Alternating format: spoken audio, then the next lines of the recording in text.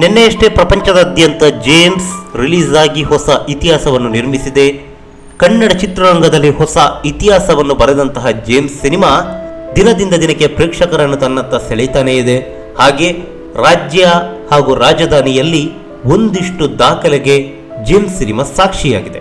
ಗಾಂಧಿನಗರದಲ್ಲಿ ಸಿಕ್ಕಿರೋ main theatre ಒಂದಲ್ಲ, ಬರೋಬ್ಬರಿ 2 ಚಿತ್ರಮಂದಿರ, ಒಂದು ತ್ರಿವೇಣಿ, ಮತ್ತೊಂದು ಅನುಪಮ. ಗಾಂಧಿನಗರದ 2 ಚಿತ್ರಮಂದಿರಗಳಲ್ಲಿ ಭರ್ಜರಿಯಾದಂತಹ ರೆಸ್ಪಾನ್ಸ್ ಅನ್ನು ಜೇಮ್ಸ್ ಪಡಿತಾ ಇದೆ. ತ್ರಿವೇಣಿ ಮುಖ್ಯ ಚಿತ್ರಮಂದಿರದಲ್ಲಿ ದಿನ 4 ಪ್ರದರ್ಶನಗಳಲ್ಲಿ ಜೇಮ್ಸ್ ಅಬ್ಬರಿಸ್ತಾ ಇದ್ರೆ, ಪಕ್ಕದ ಅನುಪಮ ಚಿತ್ರಮಂದಿರದಲ್ಲಿ ದಿನ 5 ಪ್ರದರ್ಶನಗಳಲ್ಲಿ ಜೇಮ್ಸ್ ಆರ್ಭಟಿಸ್ತಾ ಇದೆ. ಈ ರೀತಿಯಾಗಿ ಗಾಂಧಿನಗರದ 2 ಚಿತ್ರಮಂದಿರಗಳಲ್ಲಿ ಕನ್ನಡ ಸಿನಿಮಾಗಳು ಅಬ್ಬರಿಸೋದು ಬೆರಳೆಣಿಕೆಯಷ್ಟೇ. ಅಂದರೆ 4+4 ಪ್ರದರ್ಶನದಲ್ಲಿ. ಉದಾಹರಣೆಗೆ ಹೇಳೋದಾದರೆ ಜೋಗಿ ಜೋಗಯ್ಯ, ಇತ್ತೀಚೆಗೆ ತೆರೆಗಂಡಂಥ ಕುರುಕ್ಷೇತ್ರ, ಪೊಗರು, ಇವಿಷ್ಟು ಚಿತ್ರಮಂದಿರಗಳು. ಇನ್ನು ಅಣ್ಣವರ ಕಾಲದ ಸಿನಿಮಾಗಳ ಬಗ್ಗೆ ನಾವು ಹೇಳ್ತಾ ಹೋದರೆ ಅವರು ಅದಕ್ಕೆ ಮಿತಿಯೇ ಇರಲ್ಲ. ಆ ಕಾಲದಲ್ಲಿ ಅಣ್ಣವರ ದಾಖಲೆಯನ್ನು ಸರಿಗಟ್ಟೋದಕ್ಕೆ, ಪುಡಿಗಟ್ಟೋಕೆ ಯಾರಿಂದಲೂ ಸಾಧ್ಯವೇ ಇಲ್ಲ. ಅಣ್ಣವರ ವಿಚಾರವನ್ನು ಪಕ್ಕಕ್ಕಿಡೋಣ. ಯಾಕಂತ ಹೇಳಿದ್ರೆ ಕನ್ನಡ ಚಿತ್ರರಂಗದ ಬಗ್ಗೆ ನಾವು ನೋಡೋದಾದರೆ ಎಲ್ಲ ನಟರು ಒಂದು ಆಯಾಮ, ಆದರೆ ಅಣ್ಣವರ ಸಿನಿಮಾಗಳು ಮತ್ತೊಂದು ಆಯಾಮ. ಅಣ್ಣವರ ಸಿನಿಮಾಗಳ ಬಗ್ಗೆ ನಾವು ಮಾತನಾಡೋದೇ ಬೇಡ. ಈ ಜೇಮ್ಸ್ ಚಿತ್ರದ ಬಗ್ಗೆ ಹೇಳೋದಾದರೆ ಗಾಂಧಿನಗರದಲ್ಲಿ ಒಟ್ಟು 9 ಪ್ರದರ್ಶನಗಳಲ್ಲಿ ಜೇಮ್ಸ್ ಆರ್ಭಟಿಸ್ತಾ ಇದೆ. ಇನ್ನು ಪರಭಾಷೆ ಚಿತ್ರಗಳು ಗಾಂಧಿನಗರದಲ್ಲಿ 2 ಚಿತ್ರಮಂದಿರಗಳಲ್ಲಿ ತೆರೆ ಕಾಣುತ್ತೆ. ಅದು ಯಾವ ರೀತಿ ಅಂತ ಹೇಳಿದರೆ 2 ಪ್ರದರ್ಶನ ಆ ಕಡೆ ಭೂಮಿಕದಲ್ಲಾದರೆ, ಇನ್ನೂ 2 ಪ್ರದರ್ಶನ ಈ ಕಡೆ ಇರುವಂತಹ ಅಭಿನಯ ಚಿತ್ರಮಂದಿರದಲ್ಲಿ. ಹೀಗಾಗಿ ಅದು ಒಂದು ಚಿತ್ರಮಂದಿರ ಲೆಕ್ಕನೆ ಬರುತ್ತೆ. ಹೆಸರಿಗಷ್ಟೇ 2 ಚಿತ್ರಮಂದಿರ, ಆದರೆ ಪ್ರದರ್ಶನ ಸಿಗೋದು ಕೇವಲ 4 ಅಥವಾ 5 ಅಷ್ಟೇ. ಆದರೆ 4+4 ಈ ರೀತಿಯಾಗಿ ಬೆರಳೆಣಿಕೆ ಸಿನಿಮಾಗಳಷ್ಟೇ ತೆರೆ ಕಂಡಿದೆ. ಇದರಲ್ಲಿ ಜೇಮ್ಸ್ ಕೂಡ ಒಂದು. ಇದು ಗಾಂಧಿನಗರದ ಕಥೆಯಾದರೆ, ಇನ್ನು ಯಶವಂತಪುರದಲ್ಲಿರುವಂಥದ್ದು ಪ್ರಸ್ತುತ 2 ಚಿತ್ರಮಂದಿರ. ಅದರಲ್ಲಿ ಒಂದು ಉಲ್ಲಾಸ್, ಮತ್ತೊಂದು ಗೋವರ್ಧನ. ಇವೆರಡು ಚಿತ್ರಮಂದಿರದಲ್ಲೂ ಜೇಮ್ಸ್ ಅಬ್ಬರಿಸ್ತಾ ಇದೆ. ಈ ರೀತಿಯಾಗಿ ಯಶವಂತಪುರದಲ್ಲಿ 2 ಚಿತ್ರಮಂದಿರದಲ್ಲಿ ಒಂದೇ ಸಿನಿಮಾ ತೆರೆ ಕಂಡಿದ್ದು ಈವರೆಗೆ ನಾನು ಕಂಡಿಲ್ಲ. ಹಿಂದೆ ಅಣ್ಣವರ ಕಾಲದಲ್ಲಿ ಏನೋ ಆಗಿದೆಯೋ ಗೊತ್ತಿಲ್ಲ. ಆದರೆ ಇತ್ತೀಚಿನ ಕಾಲಘಟ್ಟದಲ್ಲಿ ಯಶವಂತಪುರದ 2 ಚಿತ್ರಮಂದಿರದಲ್ಲಿ ಒಂದೇ ಸಿನಿಮಾ ಪ್ರದರ್ಶನ ಕಂಡಿದ್ದು ಇತಿಹಾಸದಲ್ಲೇ ಇಲ್ಲ. ಆದರೆ ಮೊಟ್ಟ ಮೊದಲ ಬಾರಿಗೆ ಜೇಮ್ಸ್ 2 ಚಿತ್ರಮಂದಿರದಲ್ಲೂ ಅಬ್ಬರಿಸ್ತಾ ಇದೆ. ಇದು ಯಶವಂತಪುರದ ಕಥೆ. ಆದರೆ ಇನ್ನು JP ನಗರದ ಕಡೆ ಹೋಗೋಣ. JP ನಗರದಲ್ಲಿ ಒಟ್ಟು 3 ಚಿತ್ರಮಂದಿರಗಳಿವೆ. ಒಂದು ಸಿದ್ದೇಶ್ವರ, ಸಿದ್ಧಲಿಂಗೇಶ್ವರ, ಮತ್ತೊಂದು ರೇಣುಕಾ ಪ್ರಸನ್ನ. ಈ ರೇಣುಕಾ ಪ್ರಸನ್ನ ಪಕ್ಕ ತೆಲುಗು ಸೆಂಟರ್. ಆದರೆ ಈ ತೆಲುಗು ಸೆಂಟರ್ನಲ್ಲೂ ಇದೀಗ ಅಪ್ಪು ಸಿನಿಮಾ ಜೇಮ್ಸ್ ಅಬ್ಬರಿಸ್ತಾ ಇದೆ. ದಿನ 5 ಪ್ರದರ್ಶನಗಳಲ್ಲಿ ರೇಣುಕಾ ಪ್ರಸನ್ನ, ತೆಲುಗು ಸೆಂಟರ್ ರೇಣುಕಾ ಪ್ರಸನ್ನದಲ್ಲಿ ಜೇಮ್ಸ್ ರಾರಾಜಿಸ್ತಾ ಇದೆ. ಇನ್ನು ಸಿದ್ದೇಶ್ವರ ಮತ್ತು ಸಿದ್ಧಲಿಂಗೇಶ್ವರದ ಕಡೆ ಹೋಗೋದಾದರೆ ಇಲ್ಲೂ ಕೂಡ ಅಷ್ಟೇ.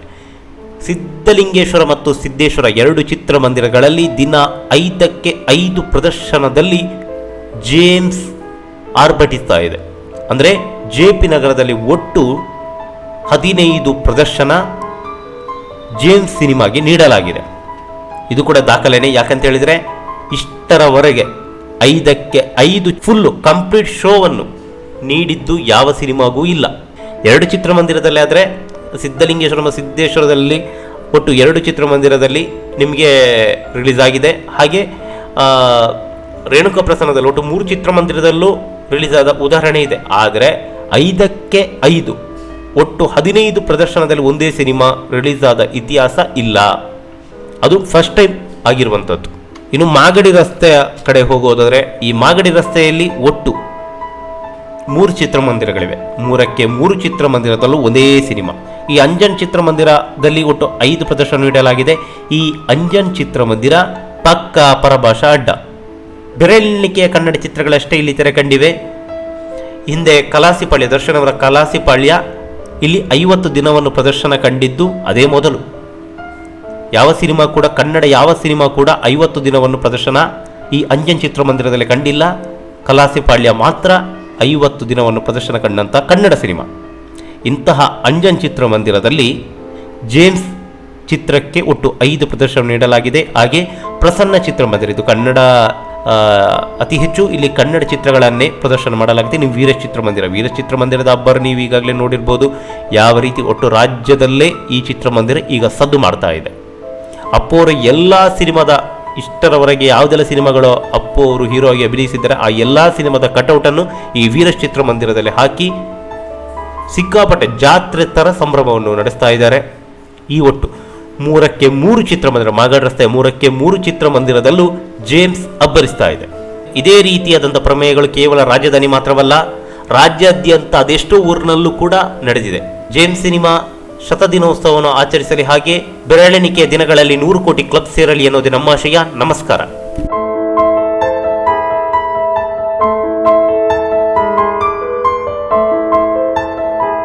ಈ ಮಾಹಿತಿ ನಿಮಗೆ ಇಷ್ಟವಾಗಿದ್ದರೆ ಲೈಕ್ ಮಾಡಿ, ಶೇರ್ ಮಾಡಿ, ಹಾಗೆ ನಮ್ಮ ಕೋಸ್ಟಲ್ ಕನ್ನಡ ಯೂಟ್ಯೂಬ್ ಚಾನಲ್ಗೆ ಸಬ್ಸ್ಕ್ರೈಬ್ ಮಾಡಿ.